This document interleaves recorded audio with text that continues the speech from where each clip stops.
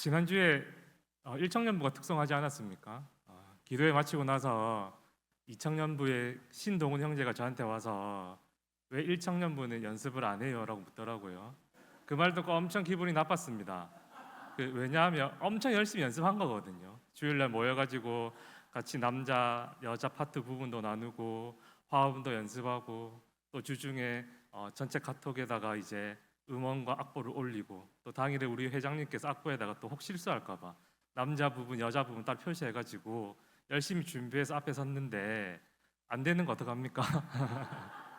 그래서 제가 오늘 사실은 이청년부 오늘 할 텐데 얼마나 잘하는지 한번 두고 보자라는 마음으로 딱 특송을 들었는데 역시나 언니 오빠들보다 훨씬 더 잘해서 제가 얼마나 기쁘고 감사하고 행복하고 좋은지 모르겠습니다. 특석뿐만이 아니라 앞으로 이 청년부가 얼마나 잘 되는지 두 눈 부릅뜨고 기대하도록 하겠습니다. 오늘은 믿음은 희생이 아니라 기쁨입니다라는 제목으로 말씀을 잠시 나누도록 하겠습니다. 우리 교회는 현재 오전 예배 때 히브리서 11장 말씀을 통해서 신앙의 선진들의 믿음에 대해서 계속해서 말씀을 듣고 묵상하고 있습니다. 여러분, 우리들은 그 히브리서 11장을 흔히 믿음장이라고 부릅니다. 믿음장이라고 이렇게 별칭을 지어줬는데요. 마찬가지로 오늘 본문이 마태복음 13장인데 13장 역시 별칭이 있습니다. 땡땡장이라고 부르는데 혹시 그 별칭에 대해서 알고 계십니까? 13장은 천국장이다라고 이렇게 불립니다. 왜 마태복음 13장을 천국장이다라고 별칭을 지어줬냐면 바로 이 13장의 내용이 바로 천국에 대한 7가지 비유의 말씀을 기록하고 있기 때문에 가르쳐주고 있기 때문에 이 마태복음 13장을 우리들이 흔히 천국장이라고 부릅니다. 그런데 오늘 마태복음 13장에서 이야기하는 이 천국은 비유를 통해서 가르쳐주고 있는 이 천국은 우리들이 죽어서 궁극적으로 들어가게 되는 그 천국에 대해서 말씀하고 있는 것이 아닙니다. 마태복음 13장에서 이야기하는 천국, 지금부터는 하나님 나라로 바꿔서 이야기할게요. 이 마태복음 13장에서 이야기하는 이 하나님 나라는 죽어서 궁극적으로 가게 되는 그 천국을 이야기하는 것이 아니라 우리들이 오늘날 우리들의 삶 속에서 누리고 있고 또 그리스도인들이라고 한다면 마땅히 누려야 되는 이 현재에 있어서 하나님 나라에 대해서 말씀하고 있습니다. 자, 그러면 오늘 우리들이 현재 이 땅에서 누리고 있고 마땅히 누려야 되는 이 하나님 나라란 무엇일까요? 이 하나님 나라는 어떠한 공간이나 또는 장소적 개념이 아닙니다. 우리들이 지금 누리고 있고 마땅히 누려야 되는 이 하나님 나라는 어떤 곳이냐면 바로 하나님을 왕으로 모시고 하나님이 우리의 왕이기 때문에 그분의 말씀에 순종하고 하나님의 통치와 다스림에 기꺼이 순응하는 그곳이 바로 하나님 나라입니다.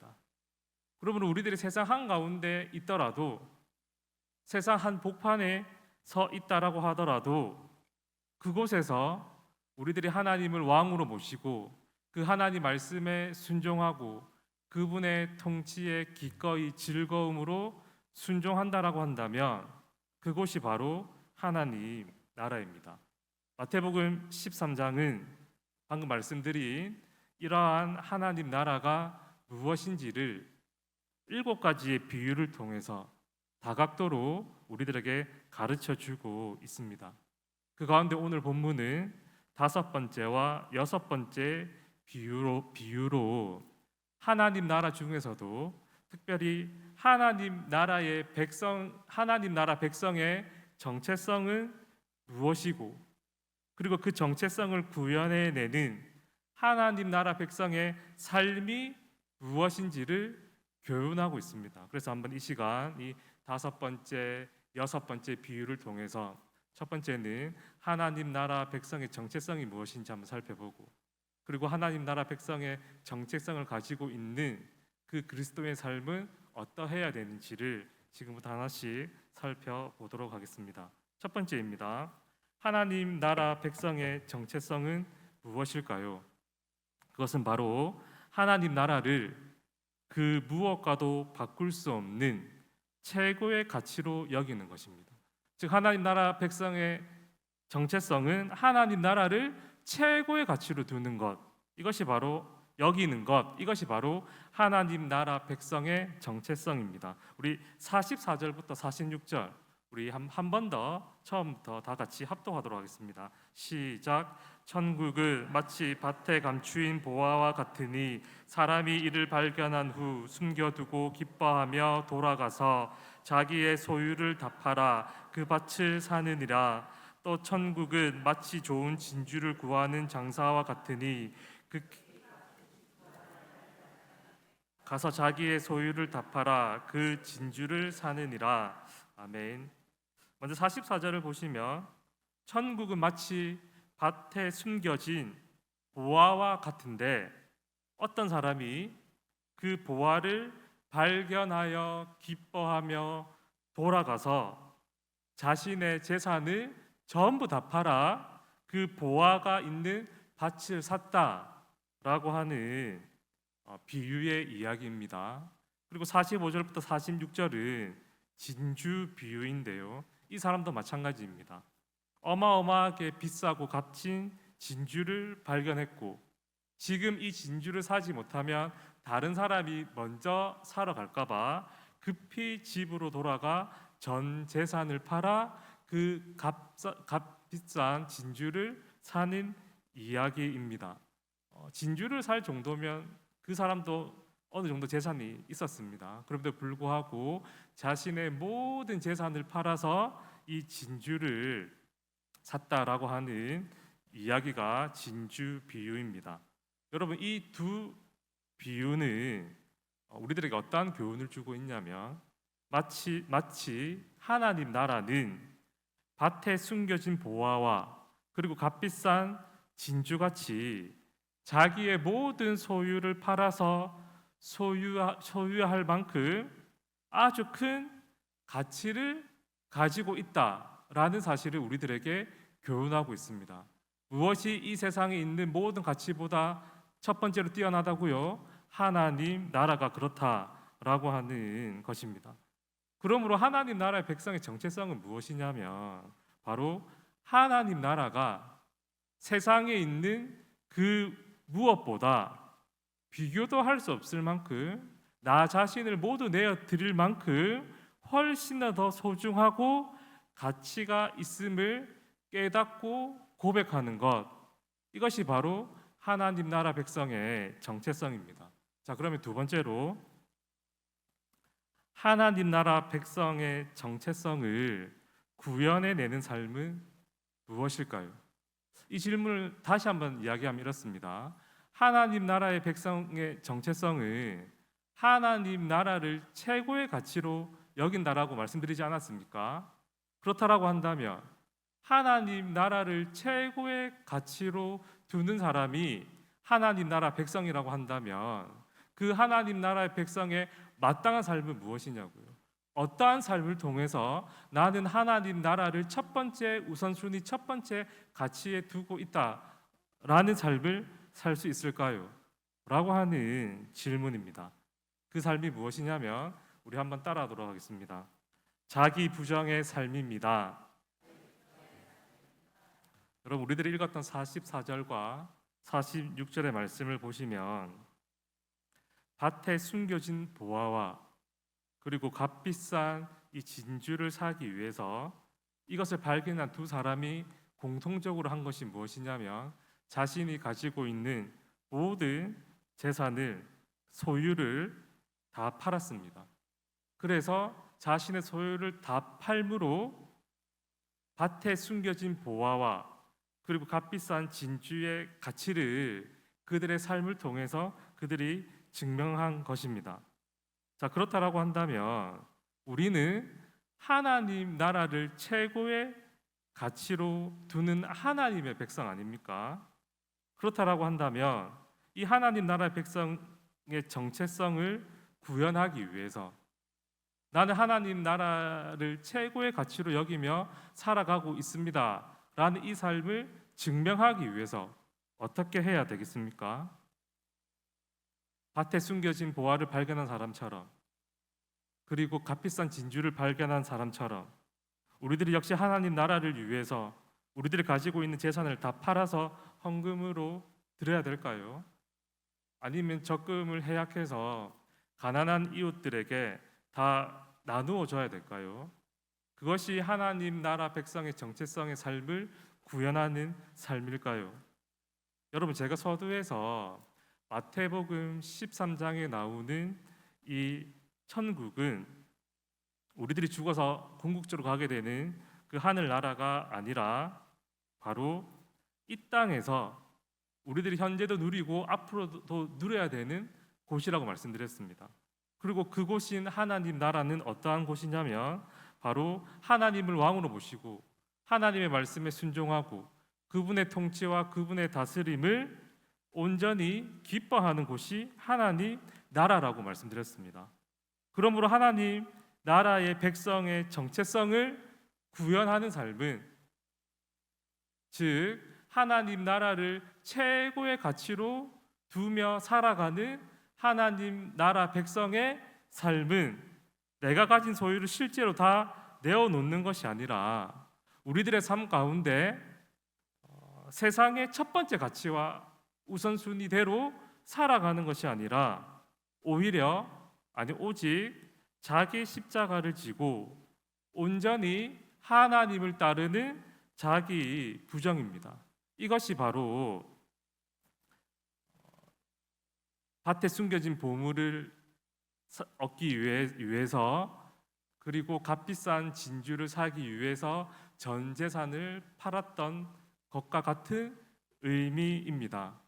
우리들의 이 하나님 나라는 하나님의 통치에 순종하고 순응하는 것이 하나님 나라의 최고의 가치를 여기는 것이기에 우리는 하나님 말씀에 순종하기 위해서 나 자신을 부인하는 삶, 이것이 바로 하나님 나라 백성의 정체성을 구현하는 삶입니다.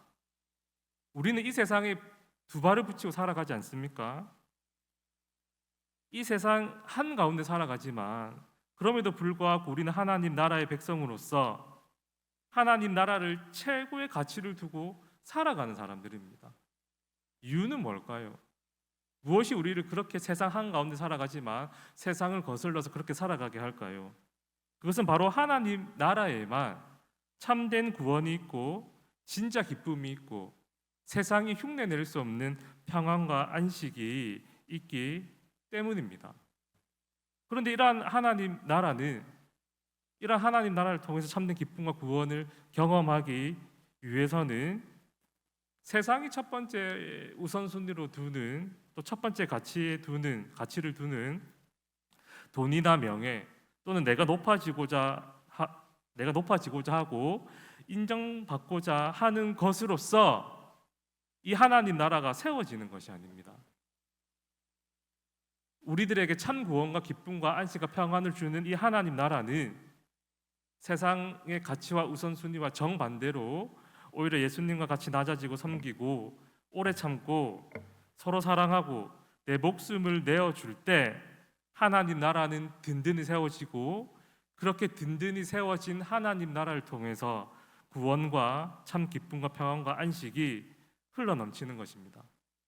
그런데 이것을 누리기 위해서는 자기 부정 없이 불가능합니다. 어떻게 죄로 타락한 본성을 가진 인간이 오래 참고 사랑하고 이웃을 위해서 내 목숨을 내어줄 수 있겠습니까? 예수님과 같이 자기를 부인하고 자기 십자가를 질 때에 우리는 하나님 나라 백성의 정체성을 구현하는 삶, 하나님 나라를 최고의 가치로 여기는 삶을 살아갈 수 있습니다. 그런데 여기까지만 들으면 하나님 나라 백성의 정체성을 구현하는 삶이 마땅히 희생과 헌신이 뒤따릅니다. 그래서 이 하나님 나라를 최고의 가치를 두는 이 삶을 거북스러워하고 때로는 겁내하면서 자기 부인을 하는 것이 아니라 여전 세상의 원리와 방법대로 살아가는 우리들의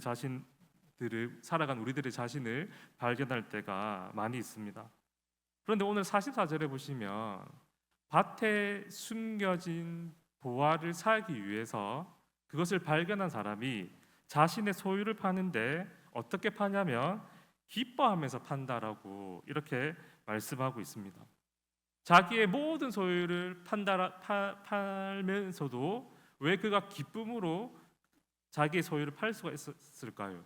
그것은 바로 자기가 가지고 있는 모든 소유보다 밭에 감추인 보화가 훨씬 더 가치가 있었기 때문입니다. 마찬가지입니다. 자기를 부정하는 삶, 자기 십자가를 지는 삶은 분명 희생과 헌신이 따릅니다. 그럼에도 불구하고 우리들이 기꺼이 이러한 삶을 살아갈 수 있는 이유는 무엇이냐면 내가 희생하고 헌신하는 삶보다 그러한 삶으로 인하여 하나님 나라가 주는 구원과 기쁨과 평안과 안식이 훨씬 더 큰 가치가 있기 때문에 우리는 기꺼이 그리고 기쁨으로 하나님 나라 백성의 정체성을 구현하는 자기 부인의 삶, 자기 십자가를 지는 삶을 살아갈 수 있다라고 하는 사실입니다. 그리고 그러한 삶을 살아가는 사람이 하나님 나라 백성의 참 정체성을 지키는 하나님의 백성입니다. 사랑하는 성도 여러분, 오늘 하루를 돌아봅시다. 하나님 나라 백성의 정체성을 지키며 오늘도 살아가셨습니까? 하나님 나라를 세상의 그 무엇보다 최고의 가치를 두면서 그 나라를 위해 기꺼이 기쁨으로 자기를 부정하며 살아오셨습니까? 이 질문 앞에 이 시간 여러분들의 인격과 그리고 여러분들의 가치와 우선순위를 되짚으며 잘 묵상하고 깨달아 다짐할 수 있는 귀한 시간이 되기를 바랍니다. 오늘은 제자훈련 마지막 시간입니다. 제자훈련. 그간 우리 제자훈련원들이 너무너무 수고도 많았고 정말 고생을 많이 했습니다. 사실은 제가 강의한 이 주제가 성막이었습니다. 성막. 이 주제가 사실은 편안한 마음으로 와서 은혜롭게 듣고 돌아갈 수 있는 내용이 아닙니다.